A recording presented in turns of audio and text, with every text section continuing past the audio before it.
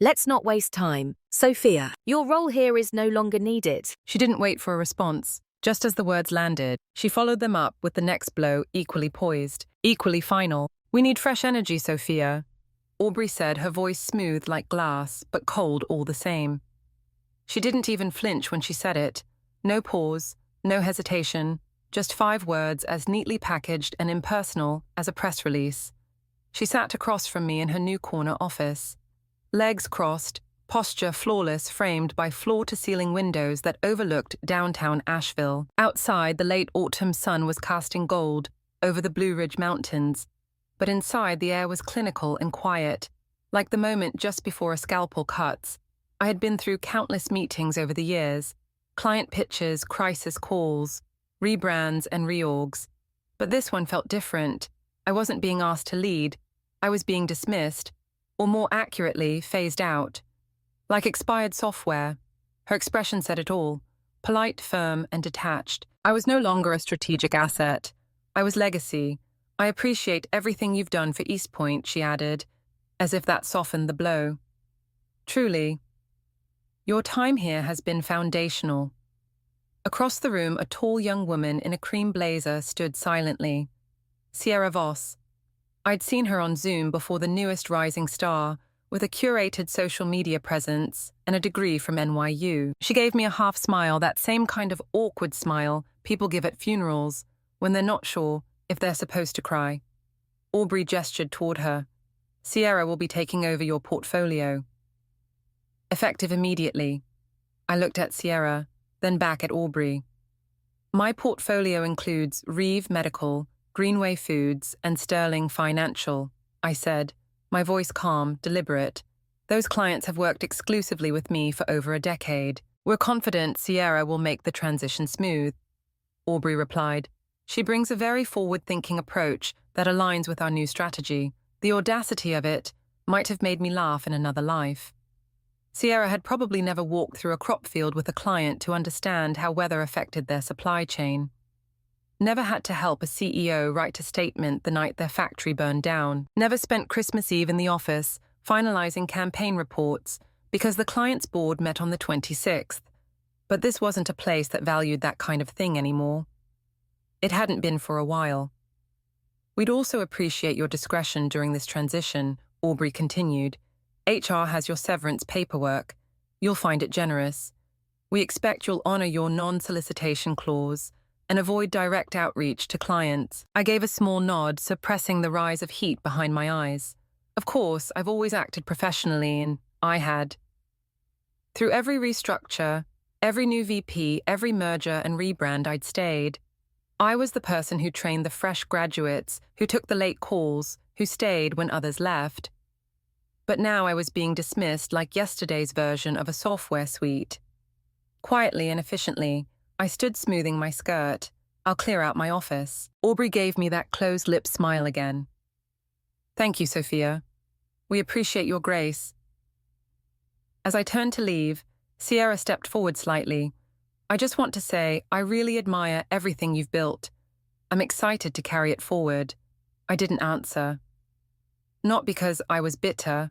I'd already moved beyond that. But because there was nothing to say. Sierra hadn't built anything yet. She was about to learn that clients weren't assets on a spreadsheet. They were people, and people remember how you made them feel. I walked the hallway slowly past familiar desks, past the conference rooms I'd named, past the framed awards I helped win. People glanced up, then quickly back at their screens. One young man, Max, I think, opened his mouth to speak, then closed it again. I gave him a small nod and kept walking. Back in my office, I closed the door gently behind me. The room was still as if it too was waiting. On the walls were pictures of campaigns. I had led cards from clients and a hand-painted sign my daughter Rachel had made when she was 10 that read "Mom's Marketing Magic." I hadn't had the heart to take it down, even after all these years. I took out a cardboard box and began packing. There was a rhythm to it. One frame, one folder, one memory at a time. The mug from a company retreat in 2006. A photo of me and Miranda Halston in front of Greenway's first national billboard. The small brass figurine of a pine cone Noah had given me when we landed the Sterling account for planting the seeds he'd said. When I picked up the plaque that read, East Point Creative Partner of the Year, 2019, I paused. I hadn't even hung it this year. There hadn't seemed to be a point. My phone buzzed. Rachel, still on for dinner tonight. Everything okay? I looked at the text for a while. My reflection on the screen stared back, lined, a little tired but solid. Me, definitely. And I have some news. Love you. I placed the last few items into the box, tucking Rachel's hand-painted sign gently on top. I took one last glance around the room, not with sadness, but with clarity. This space had once been the heart of something meaningful, and maybe in some other form it still could be. Carrying the box in both hands, I passed the glass wall of Aubrey's office. She didn't look up. Sierra was already sitting at my old spot in the conference room, flipping through a deck of slides I'd created just last week. Outside, the cold bit through my coat. Leaves crunched underfoot as I made my way across the parking lot. I opened the back seat of my car and set the box inside. As I slid into the driver's seat, I looked up at the building that had been my second home for over 2 decades. The lights inside flickered on one by one as the evening approached. I didn't feel defeated. Not really. I felt unanchored, but even that had a kind of freedom. I adjusted the mirror. This may be the end of my time at East Point, I thought, but it's not the end of me. They fired you. Rachel's fork paused mid-air, disbelief written across her face. Her voice had that half-whispered urgency. People use when they're not sure if they're angry or just trying not to cause a scene in public. We were at Magnolia Table, our favorite little southern diner tucked between a bookstore and a vintage vinyl shop Rachel had snagged our usual corner booth. I had hoped to keep things light order, fried green tomatoes, talk about her new apartment, maybe even pretend I hadn't just walked away from 22 years of my life in a cardboard box. I gave her a steady look, trying not to let my voice crack. Restructuring, I said softly. That was the word she used. Rachel leaned back in her seat, still holding the fork in midair. Are you kidding me? After everything you did for that place? You trained half the team. You basically built their client list from the ground up. I reached across the table and touched her hand. It's okay. No, it's not, she snapped, then caught herself. Sorry, I can't believe it. I took a sip of water. The glass felt oddly heavy in my hand. Honestly, I'm not entirely surprised. Things have been shifting ever since Aubrey came in. She wants a new brand voice, new energy. Rachel narrowed her eyes. New energy. So what, they replaced you with someone who has a bigger Instagram following? I didn't answer. I didn't have to. She was sharp. She always had been. Our food arrived. Meatloaf for me, grilled trout for her. Neither of us touched it right away. You've been loyal to that place for over 2 decades, Rachel said. Turned down other offers, worked. Weekends, skipped vacations. I nodded slowly. I know. But maybe that loyalty wasn't to the company. Maybe it was to something that stopped existing a long time ago. She was quiet for a moment, cutting her trout into small pieces. So, what now? I had a conversation this afternoon, I said, with myself mostly. But then I reached out to someone. 2 someones, actually. Rachel raised an eyebrow. Noah Radley and Tessa Monroe, I said. You remember them? Of course, your work husband and your tech whisperer. I laughed, a soft, surprised sound that felt good in my chest. That's them. They wanted to start something, didn't they? She said. You told them no last year. I told them no a few times, I admitted, because I thought I owed East Point more, because I wasn't ready, because I was scared, if I'm being honest. And now I leaned back and looked out the window. The streetlights had just flickered on, casting long shadows on the sidewalk. People were walking past in scarves and jackets, holding cups of hot cider from the corner cart. Now I said, I think I'm ready to have a real conversation. Rachel smiled slowly, her face softening. Good, because I think you've been overdue for a new beginning. We finished dinner with light to talk her upcoming work conference, a podcast we both liked, but underneath it all, something had shifted. I wasn't lost. I was simply unmoored. ready to choose my next harbor. The next morning, I met Noah and Tessa at Riverside Cafe, a charming brick building with exposed wood beams and strong coffee. The kind of place where regulars were known by name, and the barista remembered your order after 2 visits. Noah was already at the booth, laptop, open, sleeves rolled.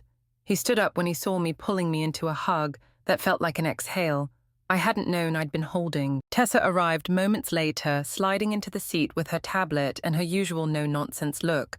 I was hoping this call meant what I thought it did, Noah said, pushing a folder across the table. Inside was everything: a business plan projected, financial sample branding, even potential client targets. They hadn't just talked about starting something, they'd been building the blueprint while I was still wondering whether I belonged. "We're calling it Harbour and Pine," Tessa said, "rooted in place, a safe return." I looked at the logo, simple, elegant, 2 pine needles curving into the shape of an open harbour. It was beautiful and meaningful. "You two have been busy," I murmured. "We were waiting for the right time," Noah said. "And the right person, I believe, in the work," I said slowly, "but starting from scratch again." "You're not starting from scratch," Tessa interrupted. "You're starting from experience." They let me sit with that. I thought about the clients I'd supported through crises, about holiday campaigns, launched from my kitchen table, about handwritten notes I'd kept from CEOs and CMOs over the years. That wasn't nothing. My phone buzzed. An email from Miranda Halston. "Heard the news. Please call me ASAP." I showed the screen to Noah and Tessa. They exchanged a look. "You haven't even said yes yet," Noah said, grinning. "I haven't said no either," I replied. Noah raised his coffee cup to starting again, but this time on our terms. I clinked my mug against his, then Tessa's. "Let's build something that actually matters." I said, my voice steadier than I expected.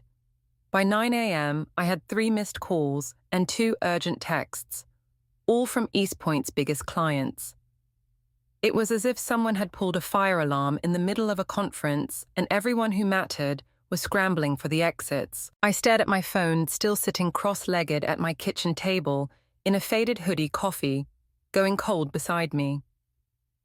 One of the missed calls was from Clayton Reeve, CEO of Reeve Medical, another from Miranda Halston at Greenway Foods, and the last, most surprisingly, from Dean Whitlow, a man who rarely called anyone himself, preferring terse emails and scheduled meetings. The texts weren't much different. "Clayton, need to talk.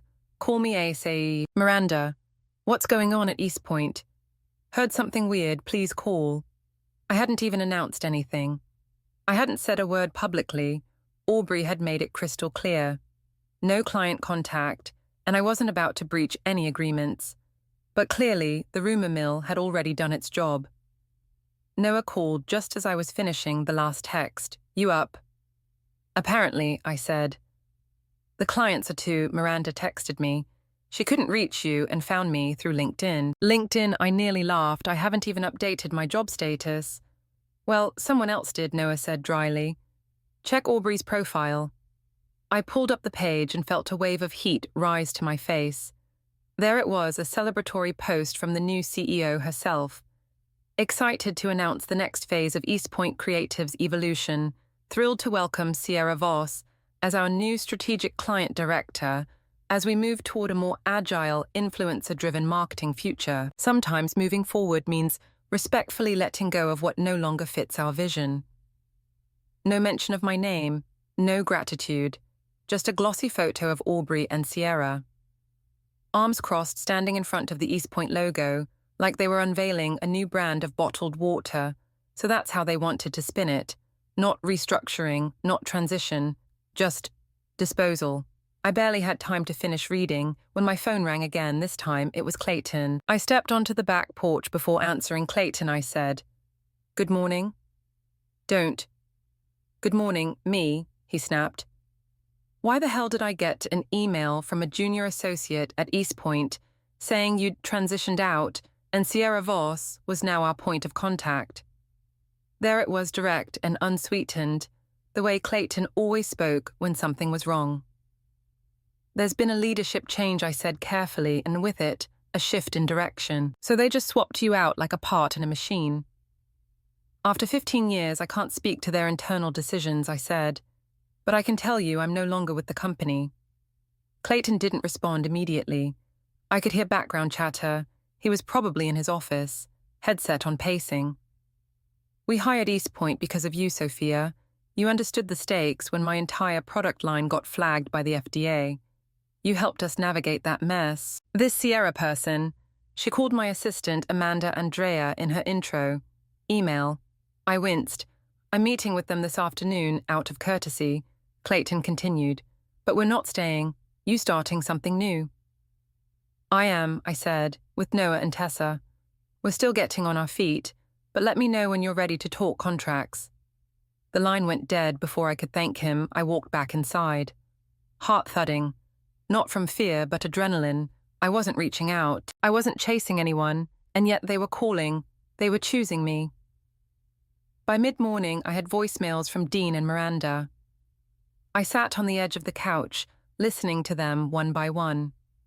Dean's message was short and classic. Dean, this is unacceptable. Your removal compromises continuity. Meeting with procurement team today. Will follow up. Miranda's voice trembled with emotion. Sophia, I just saw that post. Please tell me it's not true. Please, I need to know where you are. I swallowed the lump in my throat. These weren't just clients. They were relationships built over holidays, hard deadlines and late-night strategy calls. They were people who sent Christmas cards and asked about Rachel's college graduation. Tessa pinged our group chat. Logo approved. Website, skeleton is up. Should we launch next week or accelerate? Before I could respond, my email chimed. From Aubrey Langdon. Subject reminder. Re-client contact boundaries. Message. Sophia, please remember your contractual obligations regarding non-solicitation. Any attempt to initiate contact with Eastpoint clients will result in immediate legal action. I trust you will remain professional. I stared at the message, then forwarded it to Noah and Tessa with one line. They're nervous, Tessa replied immediately. They should be. I thought about calling Miranda right away, but paused. Instead, I brewed a fresh cup of coffee and sat by the window, letting the sunlight warm my face. This wasn't revenge, not yet, but it was validation.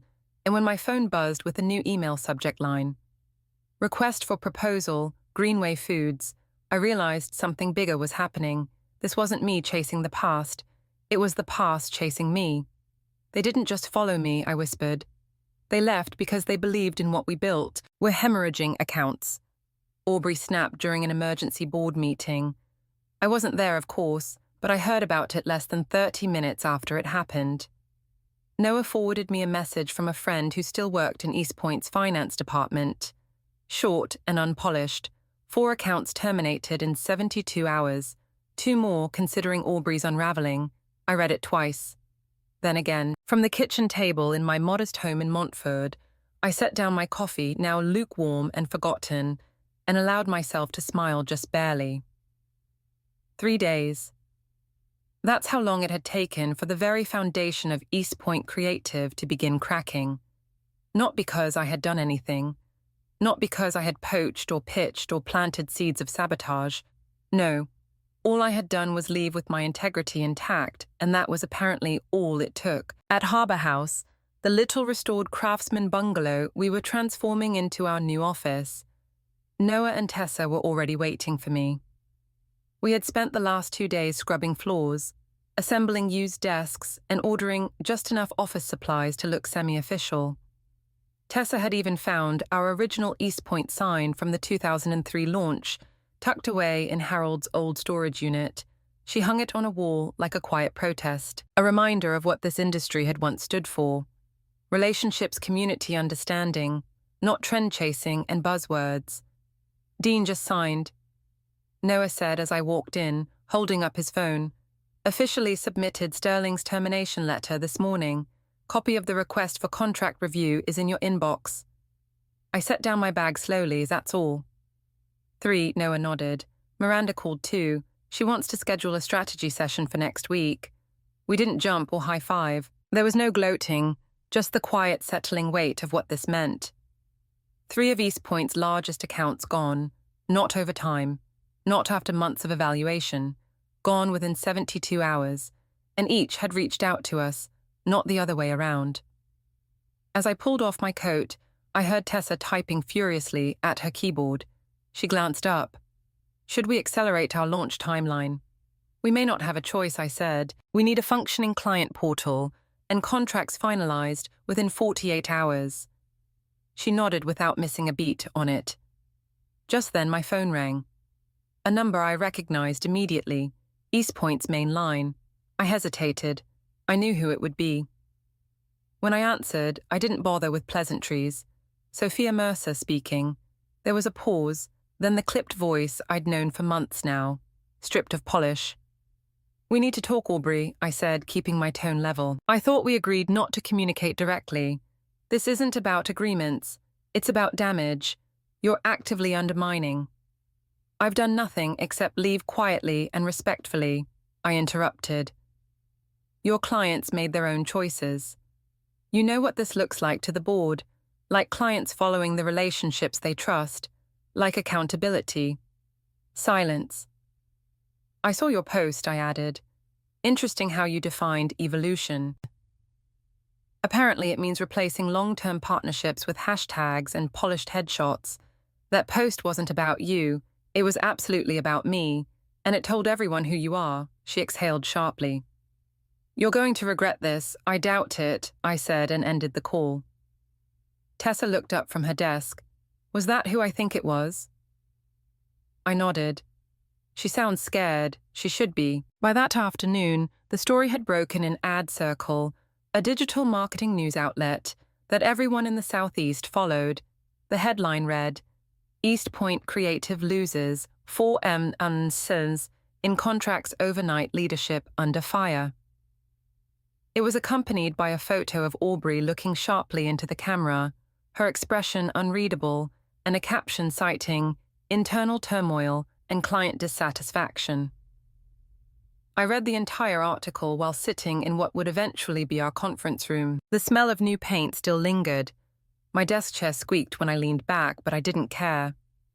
The article quoted an anonymous source from East Point.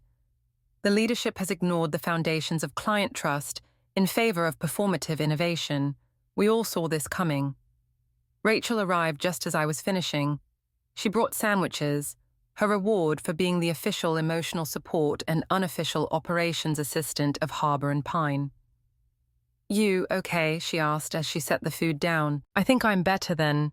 Okay, I said. I think I'm finally breathing again. We sat together on the floor, eating lunch, like we were college students launching a garage startup, instead of women rebuilding from corporate fallout. You know, Rachel said between bites, you don't have to be nice anymore. I looked at her. You don't have to be the bigger person, you already are. You can stop apologizing for being better. I exhaled slowly. Maybe she was right. Maybe I had spent too many years trying to accommodate other people's insecurities that night, as I finalized Miranda's contract and skimmed Sterling's transition documents. A notification pinged on my laptop. Aubrey had updated her LinkedIn status. We're evolving through adversity. Every challenge is a chance to redefine. Watch this space. No likes, no comments. I clicked away without reading the rest. The headline hit the industry wire that afternoon. East Point Creative loses 4 tellers in accounts overnight. Would you consider returning under different leadership? Asked the woman on the other end of the line. Her voice was calm, professional. It was the voice of someone used to speaking in boardrooms and managing egos far larger than mine, but underneath it I could hear something else. A quiet urgency, maybe even regret. Miss Maxwell, I said, leaning back in my chair at Harbour House. That's unexpected. Deanna Maxwell, chair of the board at East Point Creative, wasn't someone who called lightly. In fact, she wasn't someone who called at all, not without purpose. I had met her once, maybe twice during company town halls, but we'd never exchanged more than a polite nod. We've had some concerns brought to our attention, she said, ignoring the understatement concerns. Regarding recent decisions, client attrition, and public perception, I didn't respond. I wanted to hear where she was going with this. We're conducting an internal review, she continued. Nothing official yet. But depending on the outcome, we're considering leadership changes. There it was. Let me guess, I said softly. You're hoping I'd consider coming back. To help steady the ship, she admitted. You built so many of our key relationships, and the industry still associates East Point with your name.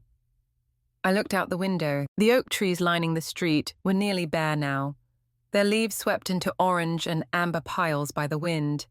The sky was pale blue, the kind that hinted at coming frost. I appreciate the offer, I said finally. Truly. But I've already started something new, and it's working. I understand, she said, her voice dipping slightly. We had hoped you might be open to repairing what was lost. I didn't break it. I replied more gently than I felt. And I don't believe in building something just to keep it from falling apart. I believe in building something because it deserves to exist. There was a pause. Understood, she said. Would you be open to advisory capacity? Short-term contract. I have made commitments to my partners, I said, glancing toward the next room, where Noah and Tessa were deep in a brainstorming session. They believed in me when no one else did. I'm not walking away from that. I won't push, she said, but thank you for your candor. Good luck, Ms. Maxwell. We hung up, and for a moment I just sat there, letting the silence settle around me, like a warm coat. I hadn't realized how much weight I'd still been carrying. The last vestiges of wondering whether I had made a mistake, whether I'd been too impulsive, whether it might have been safer to try and fix what Aubrey had broken. But in that moment, I knew I wasn't going back. Rachel showed up later with soup and cornbread, still wearing her office badge from the hospital. They really asked you to come back, she said between bites. Like back, chairwoman of the board no less. And you said no, I said. I already had a company, I said.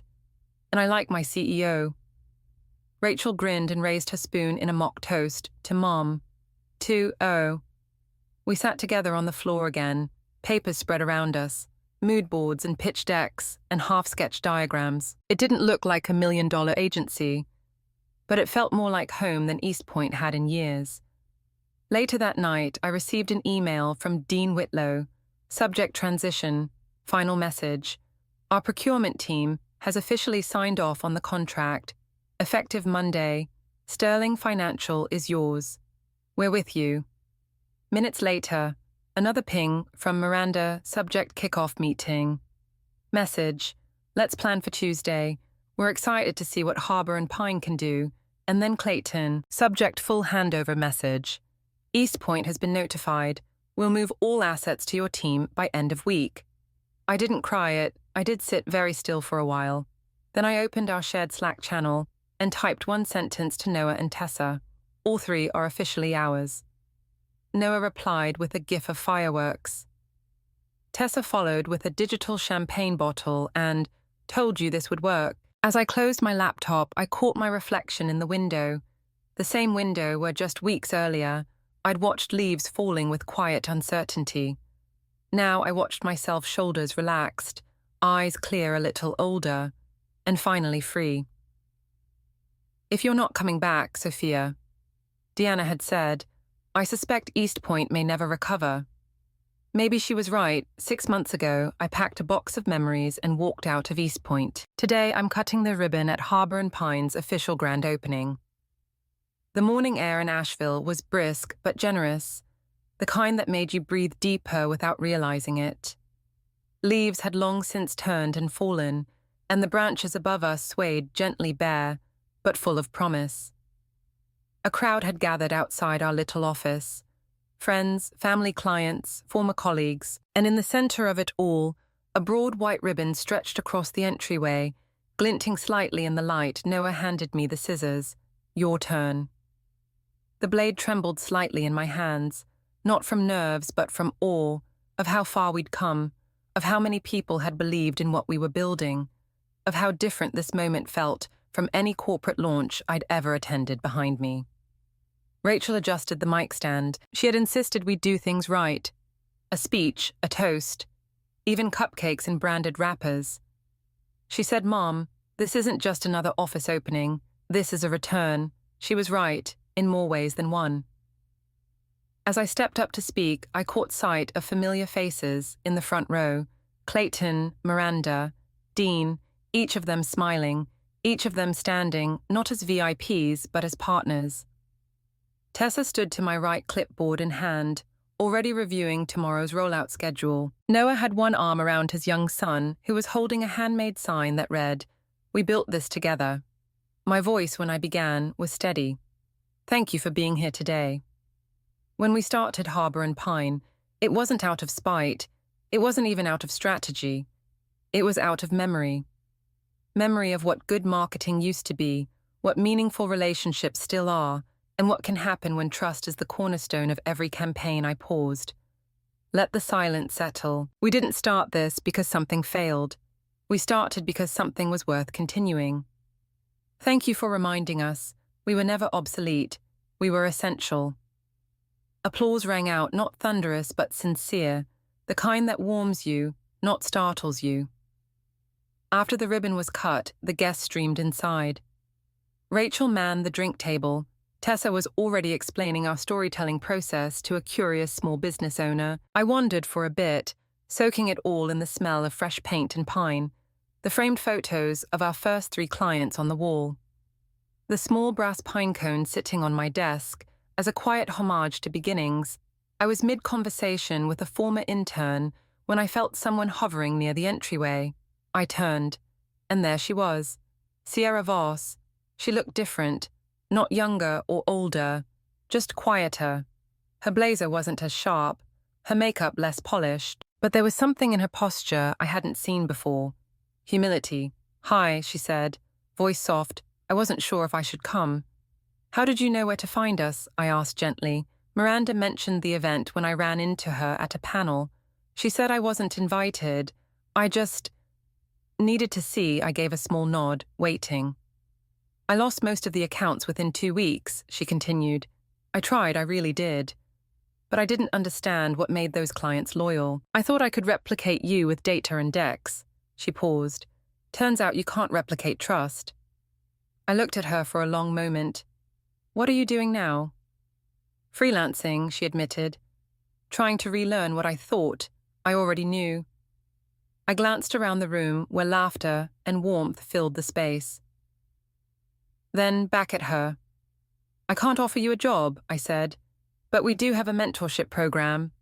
It's informal, honest, ground level. Sierra blinked. "You'd be willing to teach me only if you're willing to unlearn." She smiled faintly. "That's why I came." Later that evening, after the last guest had left and Rachel was sweeping cupcake wrappers into a bag, I stood alone at the entrance. The string lights above flickered gently. The building was quiet now, but not empty. Never again. Noah stepped up beside me. "You good?" "Better than good," I said. He smiled. "Think we made the right decision." I looked up at the hand-painted sign Rachel had made weeks ago, now proudly mounted above the door. Harbour and Pine, rooted in trust, built to last. I nodded slowly. The best revenge, I said into the quiet, is simply building something so real that no one can replace it. Sometimes the greatest power lies, not in fighting back, but in walking away with grace and letting your work speak for itself. Sophia's journey reminds us that relationships' integrity and experience can't be replaced by trends or titles. In a world obsessed with what's new, never underestimate the value of what's proven. Respect isn't given by position, it's earned over time, and sometimes the best revenge isn't about getting even. It's about building something better and letting those who doubted you watch it thrive.